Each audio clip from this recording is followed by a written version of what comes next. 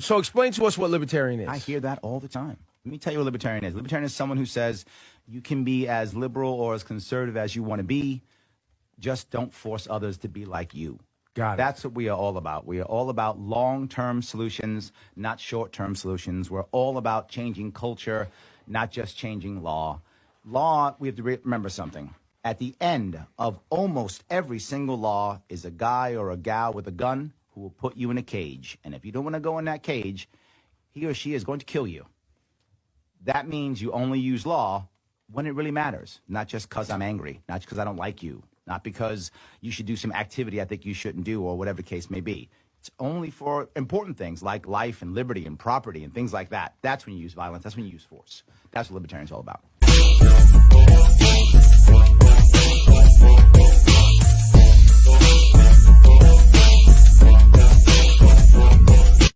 Welcome to Libertarians Drinking Coffee Live. Yes, it is 3 p.m. on the East Coast, so who do you got to look at? Me! That's how it works every single time. Thank you so much for tuning in. The brand is strong. We are still drinking coffee. The other day, I had actually run out of coffee, and then one time I had tea, so I do cheat sometimes, but today I'm actually drinking coffee, so it's all good, trying to keep myself awake. Guys, if you care about what we're doing, understand something. There are literally hundreds of libertarians running locally across this nation, trying to make impact in their own world, at their county level, at their city level, at their state level. They're trying to do what they can possibly do. We have to support them. How do we do that? Like, comment, share. Do that right now. Right now. Why aren't you liking? Click those like buttons, those love buttons, those hug buttons, even the sad or happy buttons. I don't care. Click a button. The algorithms start going. Do that. Comment. Share this with everyone so that we know that, hey, we are throughout this entire nation. We are all trying to move forward. I am very lucky today. I have with me an already elected libertarian who's trying to make the next step, which I love so much, out of New Hampshire, the man himself, Richard Manzo. How are you, sir? I'm doing well. Thank you for having me, Larry.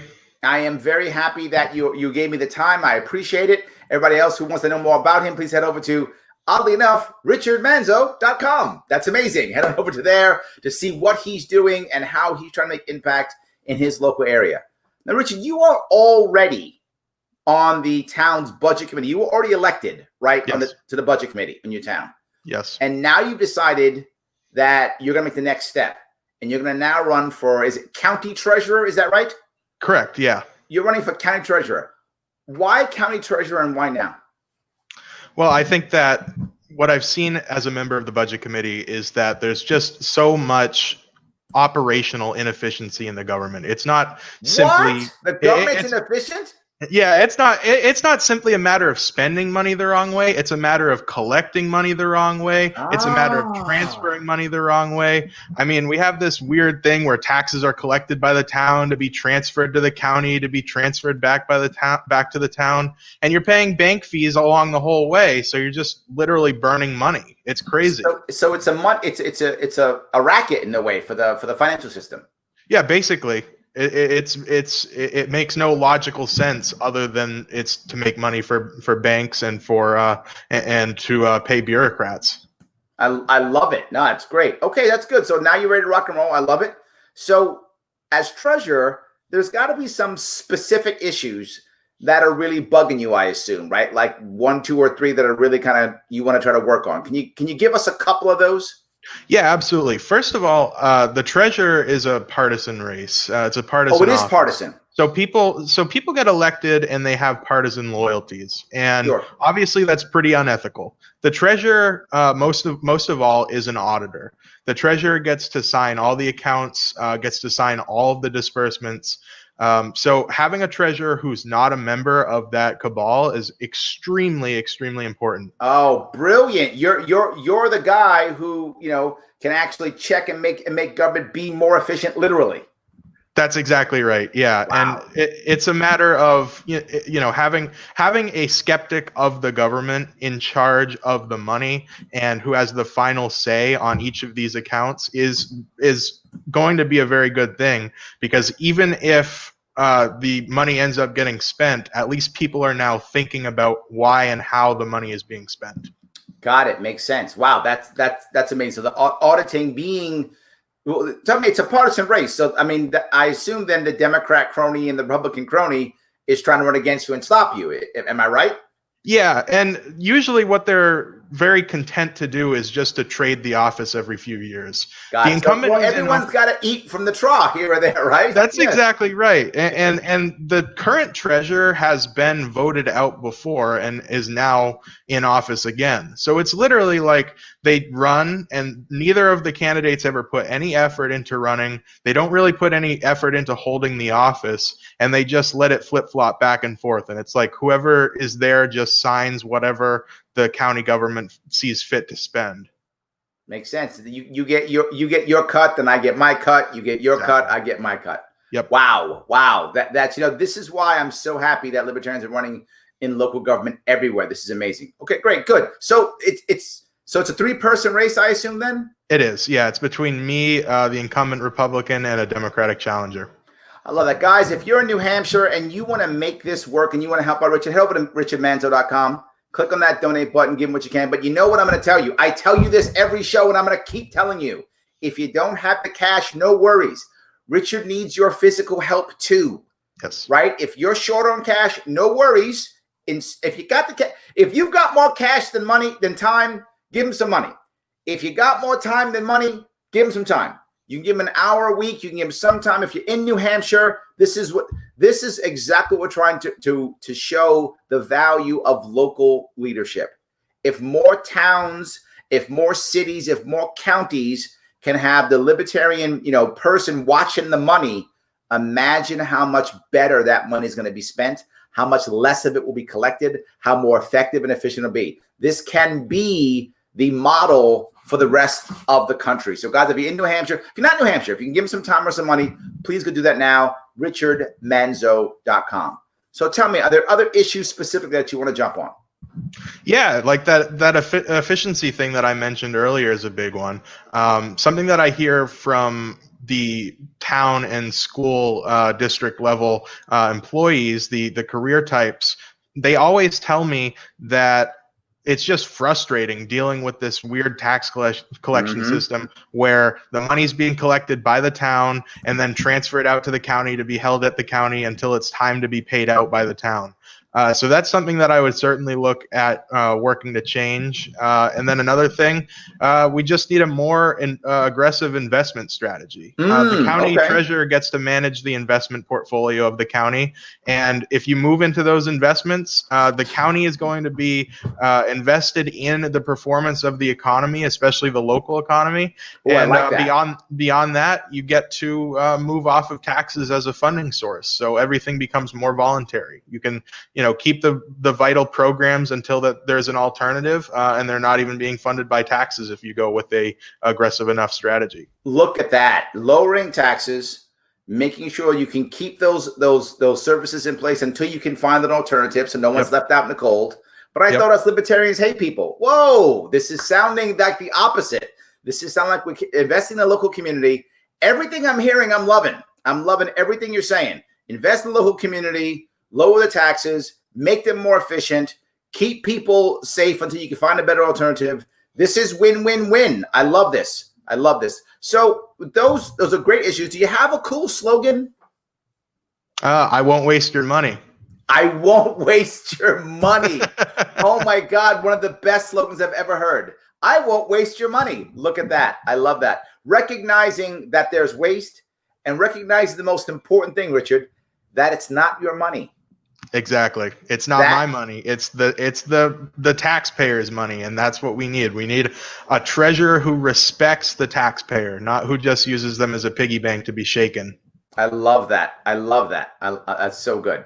All right. So let me grab, if I can, a couple of questions here. This is one interesting. James says, how do Democrats and Republicans treat libertarian when elected? So you're elected, right? Yes. So, and this is partisan. So is the budget committee like, you can't sit with the cool kids? I mean, what are they doing? Not at all, actually. We work pretty well. We find issues that we agree on with Republicans. I'm lucky enough to serve with another libertarian on the Goffstown Budget Committee. We find places in agreement with Republicans and places to agree with Democrats, and we find tax cuts where we can. We find reductions in waste where we can. And we make those cuts happen and save taxpayer money in unity with our colleagues. You are literally saying and showing what I've been saying for years. The only answer to bring our country together is the liberty movement, right? Yep. This is the movement. This is what begins to bond us, is the third party libertarians that can bring both sides together, that can actually unite each, and more importantly, in many cases, be the swing vote. Yep. True pluralism demands coalition building and less of the hyper-partisanship and division and more cooperation. I love that. That is awesome. I love that. So Justin O'Donnell said this is going to be a resume now for you to move up. I love that. Hopefully that works just as well for me as it does with the Republicans and Democrats. We'll see. Absolutely. I love that. So you definitely have fans. This is a Manzalorian. Yes. So yes, but this is the way is I like I won't waste your money, Desiree. I mean, I like this is the way. That's good, but I won't waste your money is not bad. I mean, I guess you could have two of them, right? Yeah, I mean, this is the way is more of a hashtag, and I won't waste your money is more of a strong declaration to tag at the end of every ad. I mean, you can really use both. Yeah, we can do both. Hey, that's what we say. Why not both? Absolutely. So Tim likes you, so that's good. Absolutely. People do want to vote for you. I love that. So let me go to the next step. How does the left-right paradigm that you see across the country, I mean, every issue we bring up becomes either left or right? And we decide on whether we support the issue based upon who hates it. Yes. Right? Oh, you hate them. I hate them too. Therefore, I don't like that issue or I love that issue, whichever. How can someone who's a libertarian like yourself, does that help, hurt? How do you manage that? So there's really two sides to it. There's the blindly hating what the other side supports, but I think really worse than that is blindly following what your side supports. And that's why a libertarian in the county treasurer's office is so important. I'm going to look at each line item spent and decide whether it's absolutely necessary, whether there's inefficiencies to be reduced, whether there's waste to be thrown out, and working with Republicans and Democrats to identify those places that we can reduce the budget without taking away vital services. That's what I've been doing on the budget committee. There's no reason for me to change my strategy. I don't need to go in there and, break everything and, just make a scene and get thrown out in 2 years. I want to hold this office, and I want to show people that libertarians managing the money particularly is going to be an immense help to taxpayers and reducing the tax burden. So I guess I'm going to ask a more question about the economy itself in your area. Sure. If you're able to lower the tax burden, that's good. Yep. But doesn't the average Democrat and Republican both assume that the only way they can grow the economy is by government capital investment, right? That the economy can't grow unless the government builds out the new hotel or builds the new road or, zones some new cool mall or something. Sure. Isn't that what the average Democrat and Republican believes is the only way to grow? How do you get around that? And is there some of that you're going to have to just go, fine, okay, yes. Are you going to have to bend on some of that? Sure, there's going to be some areas where I'll have to make some compromises, but I think that the first step to changing that is just what I said before about investing more aggressively. We reprioritize our county spending towards making some investments that will pay dividends and more active trading to just have some capital gains. Eventually you get to a point where you are making those direct capital investments off of capital investment revenues. So, at that point you are invested in the success of the economy, but it's more voluntary than just taking taxpayers' money to do it, and the county will see direct returns from it as opposed to just taxing everyone else to pay for these investments. It's really a great cycle. It'll be a feedback loop where people see the investments working and they'll want to do more of the investments, and you can use that for the community to choose what kind of businesses it wants here. If a new business wants to open up and they seek an investment out from the county voters will have a say in that. So companies moving here. You kind of turn the county in a way into a local investment bank. Well, not exactly. We're still using it to give back to the taxpayers. That's the thing. Okay. You're lowering taxes so people get to keep more of their money. We're not trying to profit off of it. We're not trying to use it to buy things that we didn't have. It's moving the maintenance of what we already have over to investment revenue as opposed to tax revenue. So aren't you going to have to fight? And I'm being devil's advocate here. Aren't you going to have to fight somebody going, you can't put our money in the stock market. That's a gamble and we'll lose all our money and we'll go bankrupt. Aren't you going to have to fight that mindset, that thought process? Sure, but we can start that investment scheme by investing directly in local businesses as opposed to investing in the stock market. And then on those returns, we can use those to invest in the stock market. So we're not actually losing out any money if the stock market does turn south. But there's always some level of risk with investing. That's completely undeniable. But I think going with local businesses first and foremost, and then using those returns instead of potentially losing taxpayer money, that's a great way to get around that. Is there a worry that while you're in charge, you're not going to be a crony because you don't have enough cronies to be one, even if you wanted to be, right? Because you're libertarian. Right. We don't. I always tell people, why won't libertarians be corrupt? We're not established enough to be corrupt yet. Give us like 20 years, then maybe we'll be corrupt like the rest of them. We just don't have enough. We don't know how to do it right yet. We'll figure out corruption soon. We just don't know it yet.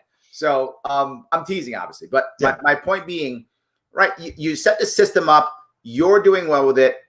You lose your race or you move on or whatever. And now in comes cookie cutter Democrat, cookie cutter Republican, and they go, I get to invest my money in all my friends' businesses now.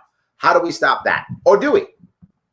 Well, I think that, like I mentioned before, just giving the county voters a say in how the investments are made, it doesn't even need to be official ballot questions. It can just be community forums coming together to give me advice, direct me how they want to invest, and you create that pattern, and eventually voters are going to get used to it, and they're going to demand it from a Republican or Democrat who takes the office if I leave, or and when I leave, if a libertarian doesn't replace me.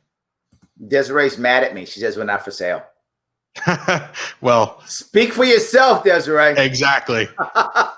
That's it. I love it. Yes. So no, the thing I want to bring up is Justin O'Donnell brings up the idea that, also for the county jail.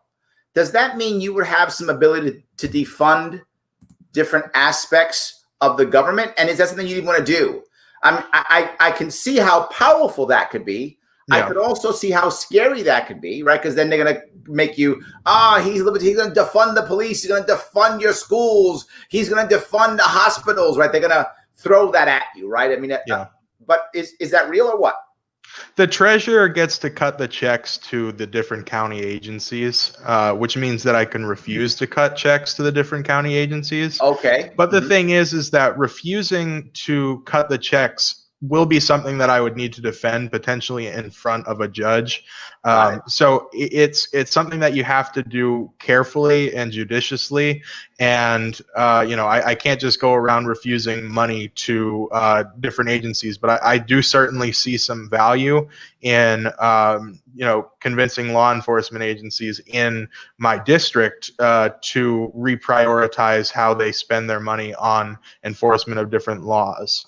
So it's a matter of cooperating with the stakeholders in the process. It's not simply simply yanking away money from them or pulling rugs out from underneath people. It's, these are all things that you have to do, essentially just be a reasonable person about it. And, you get to save people money by doing it that way.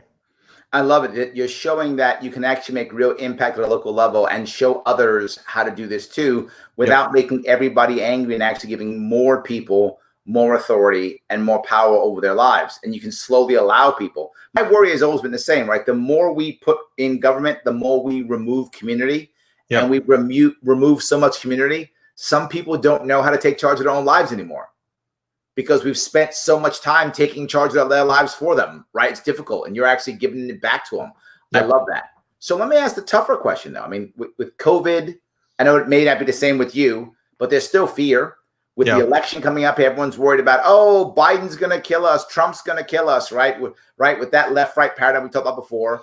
COVID's out there. Oh, my God, the Chinese are going to kill us. Everybody's going to kill us. There's fear everywhere. How does a guy like you make impact in this race, move people in this race with all this stuff going on, with everyone's headspace being someplace else? Sure. Well, I think that first and foremost, a lot of people recognize that Trump has just completely bungled the response to COVID. They've set up this system where people have to rely on the government, and then they turn around and they handle these crises in an extremely incompetent way. And it doesn't exactly take a political scientist to look at Biden and the way he's running to know that he's not going to do very well with this either. Just the way that they would handle this, the way that Trump is handling this, this problem could exist well into a Biden presidency if that's what happens. Right. I think that people are ready for someone who's young, ready for someone who's competent, and ready for someone who is humble enough to know that they don't have all the answers to every single problem that communities face. And communities in cooperation is always going to be better than direct government rule. We as libertarians know that, and it's a matter of communicating that and demonstrating it to the people of this country. And the people of this country, not the government, but just the people, have always shown a great resiliency. Yes. We've been through national tragedies together, and we've always kept going, and we've always fought forward. We've never broken apart into 100 different smaller nations just because there's minor culture differences on different sides of the country, different sides of the same states in some cases. We're always here together, and that cooperation is the way. I love it. This is the way. That's right. I love it. Desiree's right after all. Damn you, Desiree. Daniel Fisher mentions that he loves your fancy lifetime pen that you're sporting. Yes, go to lp.org/lifetime and you can get one just like mine. You can get one too. I have one too. I'm not sporting mine today. I guess I should. But now you're making me feel bad. I got to go run and get my pen real fast. I'm kidding. So, yes. So I'm glad, but let's go to the next step. What happens if you don't win? I mean, do you have – I hope you win, obviously. I want people to support you, obviously. If you don't win, if the crony Democrat or Republican gets back on, they make their swap and now they stop going, swapping out, or what the case may be. Do you have, or have you decided, how do you measure a win if you don't get the seat? Well, I think that, on its own, 25 to 30% of the voters knowing that there's a better way to run the county treasurer, the office, is just going to be enough to at least force, whoever ends up taking the office to at least show some level of care in the disbursements that the county government makes. Obviously, things won't be perfect, but just shifting the conversation is, a good place for libertarians to be at. Obviously, our people being in government is the right way to manage money. It's the right way to manage, in a lot of cases, law enforcement. It's the right way to manage legislatures. But just pushing the discussion in the direction of liberty is certainly a win in my book. I love that you're still trying to push the issue to get people to change. This is what you'll hear me talk about all the time. right? I hear all the time. By the way, Holly is going to donate. Thank you, Holly. I appreciate it. Thank you, Holly. Others can copy if they want to. Holly's super cool. You can be like her if you want to and donate. And it's at richardmanzo.com. Yep. Yes. So I love what you're saying, but what I will often say to people who are Democrats or Republicans who are saying, why would I not vote for Libertarian? What if they don't win? Blah, blah, blah. And I say, a vote for a Libertarian, as long as Libertarians do well. Obviously, I hope they win. But as long as they do well, they always will influence both Democrats and Republicans. Just what you're saying, right? Yep. So even if you're a Democrat or Republican, you probably want better Democrats and or better Republicans. Yeah, and sometimes you'll get them. Your vote isn't a bet, by the way. You vote for who you want to win, not who you think will win. So if you want less government, if you want lower spending, if you want to reduce inefficiency, you vote for me. If you want a continuance of this trade back and forth between Republicans and Democrats, holding the office just as a resume point and being a rubber stamp to what the county government wants to spend, you can vote for one of the other guys. But I think that, you know, the right way is self-evident.